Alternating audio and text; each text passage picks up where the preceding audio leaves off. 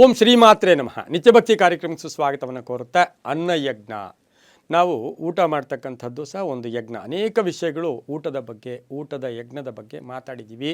ಇಂದು ನಾವು ಊಟ ಅಂತ ಹೇಳಿದಾಗ ಅದು ನಾವು ಸಾಮಾನ್ಯವಾಗಿ ಒಂದು ವಿವಾಹಕ್ಕೆ ಹೋದಾಗ, ಒಂದು ಫಂಕ್ಷನ್ಗೆ ಹೋದಾಗ, ಅಥವಾ ಎಲ್ಲೋ ಒಂದು ಬಂಧುಗಳ ಮನೆಗೆ ಹೋದಾಗ ಇದು ಕಾಮನ್ ಆಗಿ ಊಟ ಮಾಡ್ತಕ್ಕಂಥ ಒಂದು ಪ್ರಕ್ರಿಯೆ ಇದ್ದೇ ಇರುತ್ತೆ. ಶುಭ ಸಮಾರಂಭಗಳಿರ್ಬೋದು, ಉತ್ಸವಗಳಿರ್ಬೋದು, ದೇವಾಲಯಗಳಿರ್ಬೋದು, ಅಲ್ಲಿ ಊಟವನ್ನು ಮಾಡ್ತೀವಿ.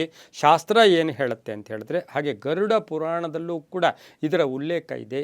ಎಲ್ಲಿ ಊಟ ಮಾಡಬೇಕು, ಎಲ್ಲಿ ಊಟ ಮಾಡಬಾರ್ದು, ಹಾಗೆ ಊಟ ಮಾಡಿದರೆ ಇದರ ಫಲ ಏನು, ಎಲ್ಲಿ ಊಟ ಮಾಡಿದರೆ ಅದರ ಫಲ ಏನು. ಸಾಮಾನ್ಯವಾಗಿ ನಾವು ಹೇಳ್ಬೋದು, ಯಾರಾದರೂ ದೈವಾಧೀನರಾದಂತಹ ಸಂದರ್ಭದಲ್ಲಿ ಊಟ ಮಾಡಿದಾಗ ಆ ವ್ಯಕ್ತಿಗೆ ಆತ್ಮಶಾಂತಿ ಸಿಗುತ್ತೆ ಅಂತಕ್ಕಂಥದ್ದು ಇರುತ್ತೆ. ಹಾಗೆ ದೇವಸ್ಥಾನದಲ್ಲಿ ಊಟ ಮಾಡಿದಾಗ ಅದು ದೇವರ ಪ್ರಸಾದ ನಮ್ಮ ದೇಹಕ್ಕೆ ಸೇರುತ್ತೆ, ಹಾಗಾಗಿ ಭಗವಂತನ ಕೃಪೆ ಸಿಗುತ್ತೆ ಅಂತ ಸಾಮಾನ್ಯವಾಗಿ ಪ್ರತಿಯೊಬ್ಬರೂ ಕೂಡ ಹೇಳ್ಕೊಳ್ಳೋ ಮಾತುಗಳು ಕೂಡ ಇದಾಗಿರುತ್ತೆ. ಇನ್ನು ಗರುಡ ಪುರಾಣದಲ್ಲಿ ಎಲ್ಲಿ ಊಟ ಮಾಡಬೇಕು, ಎಲ್ಲಿ ಊಟ ಮಾಡಬಾರ್ದು, ಯಾಕೆಂದರೆ ಊಟ ಅಂದಾಗ ವ್ಯಕ್ತಿಯ ಪೂರ್ವಾಪರ ವಿಚಾರ ಮಾಡದೆ, ವ್ಯಕ್ತಿ ಯಾರು ಅಂತ ನಮಗೆ ಗೊತ್ತಿಲ್ಲದೆ, ಆದರೆ ಒಂದು ಪ್ರಶ್ನೆ ಹಾಕ್ತಾರೆ, ಹಾಗಾದರೆ ಹೋಟ್ಲಲ್ಲಿ ಊಟ ಮಾಡ್ಬೋದಾ ಅಂತ ಹೇಳಿದಾಗ ಅದು ಹೋಟೆಲು ಅವರು ಅನ್ನವನ್ನು ಮಾರಾಟಕ್ಕೆ ಇಟ್ಕೊಂಡಿರ್ತಾರೆ. ಹಾಗಾಗಿ ಹೋಟೆಲ್ ಊಟಕ್ಕೆ ಯಾವುದೇ ನಿಮ್ಮ ಮನಸ್ಸಿನ ಭಾವನೆಗೆ ಒಗ್ಗಿದ್ರೆ ನೀವು ಮಾಡ್ಕೋಬೋದು, ಅದಕ್ಕೇನು, ಯಾಕೆಂದರೆ ಹಣ ಕೊಟ್ಟು ಊಟ ಮಾಡೋದ್ರಿಂದ ಅದು ನಮಗೆ ಯಾವುದೇ ಫಲಗಳನ್ನು ಕೊಡೋದಿಲ್ಲ. ಹಾಗಾಗಿ ಇಲ್ಲಿ ಗರುಡ ಪುರಾಣ ಏನು ಹೇಳುತ್ತೆ, 18 ಪುರಾಣಗಳಲ್ಲಿ ಗರುಡ ಪುರಾಣ ಸಹ ಒಂದು ವಿಶೇಷವಾಗಿ ಒಂದಾಗಿರ್ತಕ್ಕಂಥದ್ದು. ಸನಾತನ ನಮ್ಮ ಸಂಸ್ಕೃತಿಯಲ್ಲೂ ಕೂಡ ಹೇಳುತ್ತೆ, ಆಹಾರ ಅಂತಕ್ಕಂಥದ್ದು ಸೇವಿಸಿದಾಗ ನಮ್ಮಲ್ಲಿರ್ತಕ್ಕಂಥ ಪಂಚಭೂತಗಳಿರ್ಬೋದು, ಹಾಗೆ ನಮ್ಮಲ್ಲಿರ್ತಕ್ಕಂತಹ ಸಪ್ತ ಚಕ್ರಗಳಿರ್ಬೋದು, ಈ ಸಪ್ತ ಚಕ್ರಗಳು ಪಂಚಭೂತಗಳು ಸಹ ನಾವು ಮನಸ್ಸು ಒಗ್ಗುತ್ತೆ, ಬಾಯಿ ಒಗ್ಗುತ್ತೆ, ಹಾಗೆ ನಾವು ಆಹಾರ ತಗೊಂಡ್ಬಿಡ್ತೀವಿ.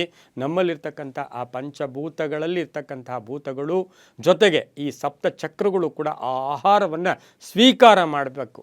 ಹಾಗಾಗಿ ಎಲ್ಲಿ ಮಾಡಬಾರ್ದು ಅಂತಕ್ಕಂಥದ್ದು ಗರುಡ ಪುರಾಣ ಏನು ಹೇಳುತ್ತೆ ಅಂದರೆ, ಯಾವ ಜನರ ಮನೆಯಲ್ಲಿ ಕಾಮನ್ನಾಗಿ ಅರ್ಥ ಆಗೋಂಗೆ ಯಾರ ಜನರ ಮನೆಯಲ್ಲಿ ನಾವು ಊಟ ಮಾಡಬೇಕು, ಊಟ ಮಾಡಬಾರ್ದು ಅಂದರೆ ದುಷ್ಟ ಜನರು, ಸಮಾಜಕ್ಕೆ ಒಗ್ಗದ ಜನರು, ಈ ಕೆಟ್ಟ ಜನರು, ಕೋಪಿಗಳು, ಹಾಗೆಯೇ ದುಷ್ಟ ಜನರು, ಸಮಾಜಕ್ಕೆ ಒಗ್ಗದ ಜನಗಳು, ಬಡ್ಡಿಯನ್ನು ತಿಂತಕ್ಕಂತಹ ಜನಗಳು, ವಿಪರೀತ ಬಡ್ಡಿ ತಿಂತಕ್ಕಂಥವರು, ಹಾಗೆ ಈ ಒಂದು ದುಷ್ಕೃತ್ಯಗಳನ್ನು ಎಸಗ್ತಕ್ಕಂಥವ್ರಿಗೆ ಅಂಥವರ ಮನೆಯಲ್ಲಿ ಊಟವನ್ನು ಮಾಡಬಾರ್ದು ಅಂತ ಶಾಸ್ತ್ರ ಕೂಡ ಹೇಳುತ್ತೆ. ಅನ್ಯಾಯ ಅಕ್ರಮ, ನಾವೇನಾಗಿದೆ ಅಂತ ಹೇಳಿದ್ರೆ ಅನ್ಯಾಯ ಅಕ್ರಮ ಮಾಡ್ತಾ ಇರ್ತಕ್ಕಂಥವ್ರಿಗೆ ಜೈ ಅನ್ನೋಕ್ಕೆ ಜಾಸ್ತಿ, ಯಾಕೆಂದರೆ ಅವ್ರ ಹತ್ರ ಹಣ ಇದೆ, ಹಣ ಇರೋದ್ರಿಂದ ನಮಗೇನು ಸಹಾಯ ಮಾಡ್ತಾರೆ ಅಂತ ಆದರೆ ಆ ಹಣ ಅವರಿಗೆ ಪಾಪದ ಹಣ ಆಗಿರುತ್ತೆ. ಹಾಗಾಗಿ ದುಷ್ಟ ಜನರು, ದುರ್ಜನರು, ಕೋಪಿಗಳು, ಮುಂಗೋಪಿಗಳು, ಪಶು ಪಕ್ಷಿಗಳನ್ನು ನೋಡ್ಕೊಳ್ದೇ ಇರೋರು, ವೃದ್ಧರನ್ನು ನಿರಾಕರಿಸ್ತಕ್ಕಂಥವರು, ಸಮಾಜದ ಒಂದು ಒಳ್ಳೆಯ ದೇವತಾ ಜಾಗಗಳನ್ನು ಆಕ್ರಮಿಸ್ಕೊಂಡಿರ್ತಕ್ಕಂಥವರು, ಅದನ್ನೇ ಭೂ ಕಬಳಿಕೆದಾರರು ಅಂತೂ ಕೂಡ ನಾವು ಕರಿತೀವಿ.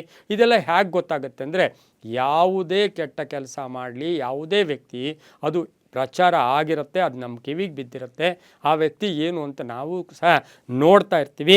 ಹಾಗೆ ದಿಢೀರ್ ಶ್ರೀಮಂತ ಆಗಿಬಿಡ್ತಾನೆ, ಏನೋ ಒಂದು ಕಡೆ ಒಂದು ಸ್ವಲ್ಪ ದಿನದಲ್ಲೇ ಬಡವಾಗಿದ್ದವನು ಸಡನ್ನಾಗಿ ಶ್ರೀಮಂತ ಆಗಿಬಿಡ್ತಾನೆ. ಆ ಶ್ರೀಮಂತ ಆದಂತಹ ಅಂಥವರ ಮನೆಯಲ್ಲಿ ಊಟ ಮಾಡಿದಾಗ ನಮಗೆ ವಂಶಕ್ಕೆ ತೊಂದರೆಯಾಗತ್ತೆ, ವಂಶ ಪಾರಂಪರ್ಯವಾಗಿ ಪ್ರಥಮವಾಗಿ ತೊಂದರೆ ಆಗ್ತಕ್ಕಂಥದ್ದು.